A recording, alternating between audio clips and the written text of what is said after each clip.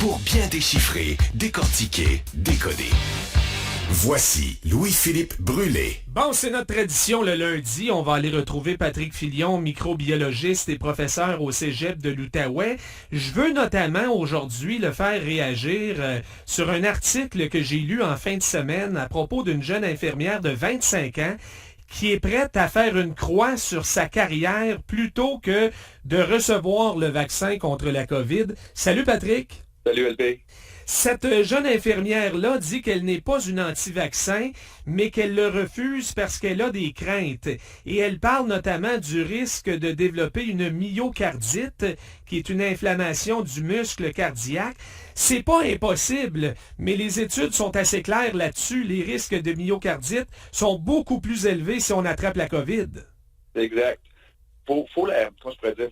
Je vais comprendre la crainte de cette jeune infirmière-là, parce que des études ont démontré qu'effectivement, suite à l'administration du vaccin, certaines personnes développaient une inflammation mineure au muscle cardiaque. Donc ça, c'est vrai.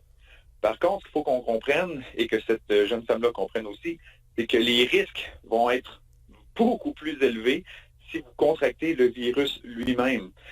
Puis les risques liés à la vaccination et à la myocardite, c'est quand même des risques qui sont bénins, une inflammation mineure. Donc, il ne faut pas s'inquiéter. Donc, la jeune femme, oui, elle a des craintes, puis elle a vu ça, donc, les recherches qui ont été faites là-dessus, mais il faut la rassurer et rassurer toutes les autres personnes là, pour qui c'est une crainte, parce que ce n'est pas un danger là, de mort là, incroyable. C'est vraiment une inflammation qui est mineure, que l'on a détectée parce qu'on faisait des études justement sur ce qui se passait dans le corps des personnes suite à la vaccination.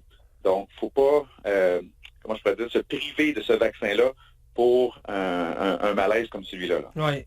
Les études aux États-Unis, là, il y a eu de vastes études là-dessus, puis on dit que c'est 18 à 19 fois plus de risques avec la maladie, avec la COVID, qu'avec le vaccin. Moi, ce qui m'étonne toujours, c'est une infirmière qui a accès à des cardiologues, à des spécialistes. Ouais. Ça me dépasse toujours, ces craintes-là, venant de personnes qui devraient être mieux informées que la moyenne des ours, je vais le dire comme ça.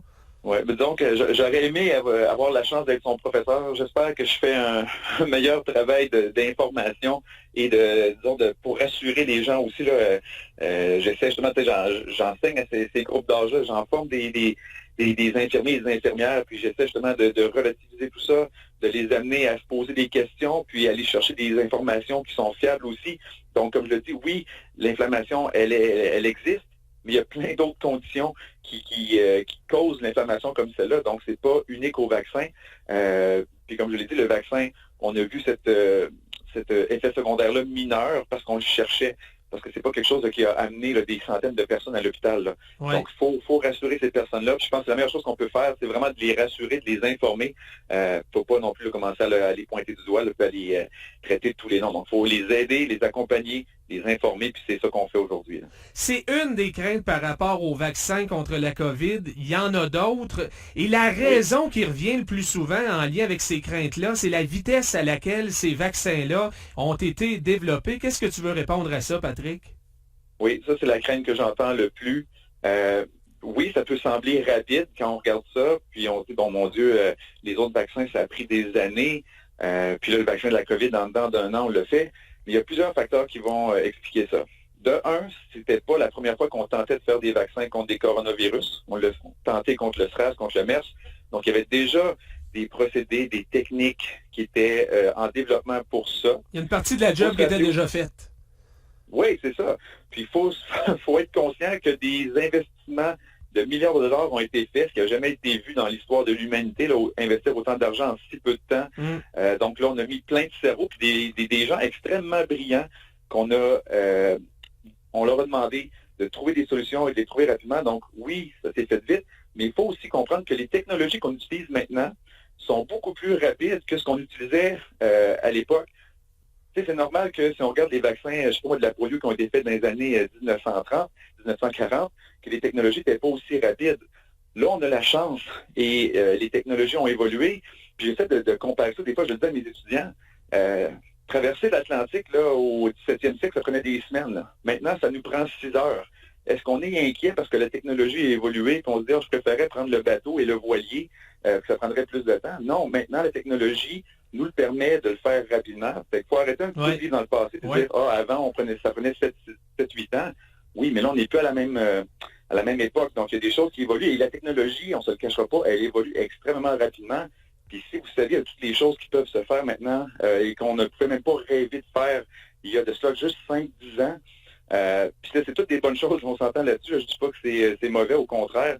Ça va nous permettre d'avancer beaucoup plus rapidement, de trouver des solutions à plein de problèmes au niveau de la santé. Donc, que ça soit fait rapidement, il faut s'en réjouir et non pas en avoir peur. Il faut aussi rappeler qu'il y a des vaccins qui n'ont pas encore été approuvés. Medicago, entre autres, au Québec. Donc, ça veut dire qu'on n'approuve pas n'importe quoi non plus, là. Non, c'est ça. Puis Medicago, si je peux en parler un petit peu, là, c'est un vaccin intéressant. Bon, c'est fait chez nous en plus. Mais bon, on a vu des personnes qui espéraient se faire vacciner avec ce vaccin-là. Mais je suis certain que si ça avait été un des premiers qui avait sorti, les gens auraient eu peur parce que Medicago, dans le fond, c'est un OGM. C'est une plante modifiée génétiquement qui va produire des protéines virales que l'on purifie par la suite et qu'on vous injecte. Donc, je suis certain que si Medicago avait été le premier vaccin à sortir, il y a des gens qui auraient eu des craintes parce qu'ils se seraient dit « Oh my God, on se fait injecter une protéine OGM, ça aurait été la fin du monde. » Mais encore une fois, c'est des technologies innovantes. Le génie humain est mis sur la place publique, puis on le voit, là. Donc, ce vaccin-là, éventuellement, sera mis sur le marché et ça permettra d'augmenter l'offre disponible pour les gens. Mais oui, c'est ça, c'est un autre type de vaccin, une nouvelle technologie qui prend un petit peu plus de temps, parce que là, on fait développer des virus, pas des virus, pardon, mais les protéines sont développées dans des plantes.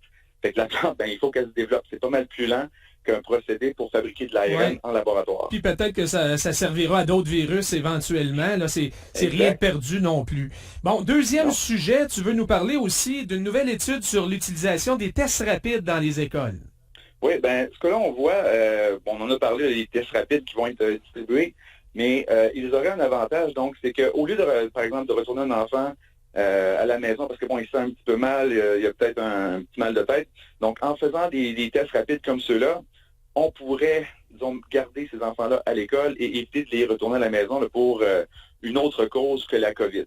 C'est sûr que si l'enfant a vraiment les symptômes, on va dire, officiels COVID, de la fièvre et tout, donc là, on va demander un test PCR, donc on va l'envoyer passer un test comme tout le monde le fait, mais d'avoir cet outil-là à l'école va permettre d'avoir une réponse rapide, d'avoir un portrait assez, on va dire, global de ce qui se passe dans l'école, dans la classe. Et de garder plus d'enfants en classe au lieu de les renvoyer à la maison. Mais une des inquiétudes, Patrick, par rapport à ces tests rapides, c'est qu'ils ne peuvent ne pas détecter certains cas positifs.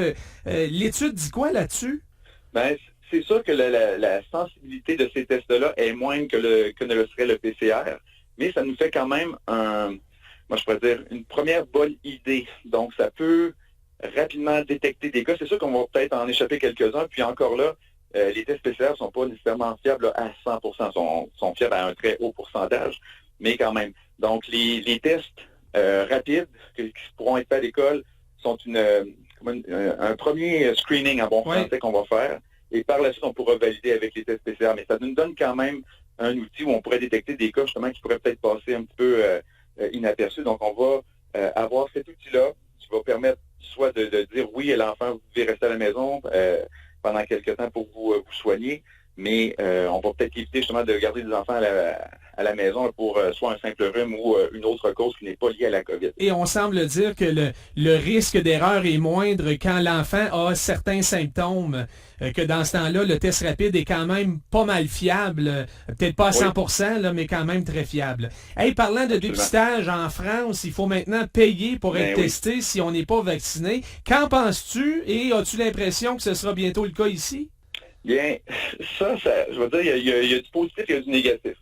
Donc, on veut responsabiliser les gens qui ont pris la décision de ne pas se faire vacciner. Donc, c'est votre choix, mais assumez-le. Donc, vous payez les frais pour le dépistage. Oui. C'est l'équivalent d'à peu près 60 $ canadiens. Là, je pense que c'est 44 €. Mais continue parce que j'ai une idée où tu t'en vas, Patrick. Oui. Parce que moi, ce que je crains, ce qui peut arriver, c'est que les gens vont préférer ne pas se faire tester parce qu'ils ne sont pas vaccinés et pourraient être infectés et continuer à, vaquer à leurs occupations, ce qui pourrait faire en sorte qu'on ne contrôlerait pas ces cas-là. Donc, il peut y avoir un effet un petit peu pervers à cette stratégie-là. C'est ça le danger. Les gens pourraient décider de ne pas se faire tester pour ne pas payer, mais vont contribuer à transmettre, disons, l'infection. Donc, je peux voir l'aspect de dire, on vous responsabilise, vous avez pris la décision mais nous, on ne paye plus pour tel soin.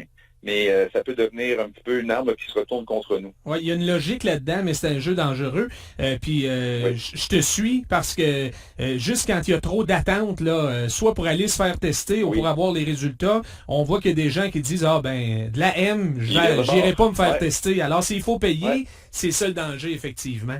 Je veux terminer avec la campagne de vaccination contre la grippe, qui va commencer donc le 1er novembre dans la région. La prise de rendez-vous est déjà amorcée.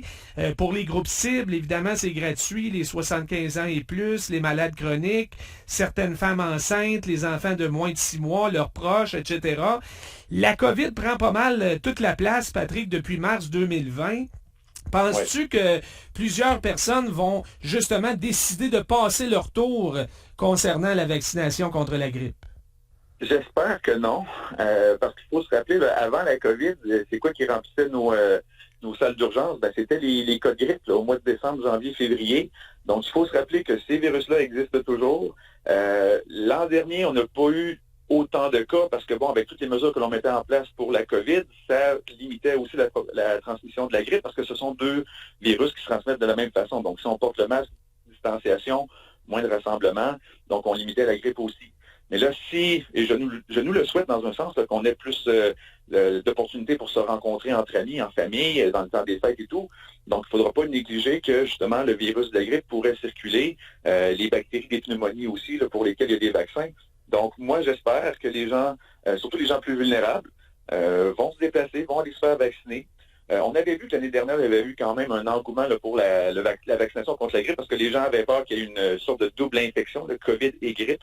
Donc, rapidement, les places s'étaient remplies pour les rendez-vous de vaccins. Donc, j'espère que ce sera la même chose cette année. Moi, de donner un exemple, je ne suis pas la personne la plus âgée, mais dans ma famille, il y a des cas d'asthme. Donc, moi, pour me protéger, moi et protéger mon garçon qui fait de l'asthme, donc moi aussi, je vais me faire vacciner comme je le fais à chaque année. Donc, faut être conscient, encore une fois, que ce virus-là circule et ce n'est pas parce qu'on a eu les vaccins contre la COVID qu'il faut se dire que l'on ne se fait plus vacciner. C'est pas un restaurant à la carte. Il faut se protéger contre toutes ces bestioles-là. Puis c'est clair qu'il y aura des rassemblements dans le temps des fêtes cette année. Là. Même si le gouvernement décidait de les interdire, on voit que le monde est rendu ailleurs, puis c'est un peu normal aussi. Donc, si vous êtes dans les groupes cibles, c'est peut-être une bonne idée, effectivement, d'y aller, d'autant plus que c'est gratuit pour vous autres. Merci beaucoup, Patrick. Toujours un plaisir. Bonne semaine. Salut. Voilà, Patrick Filion, microbiologiste et professeur au Cégep de l'Outaouais.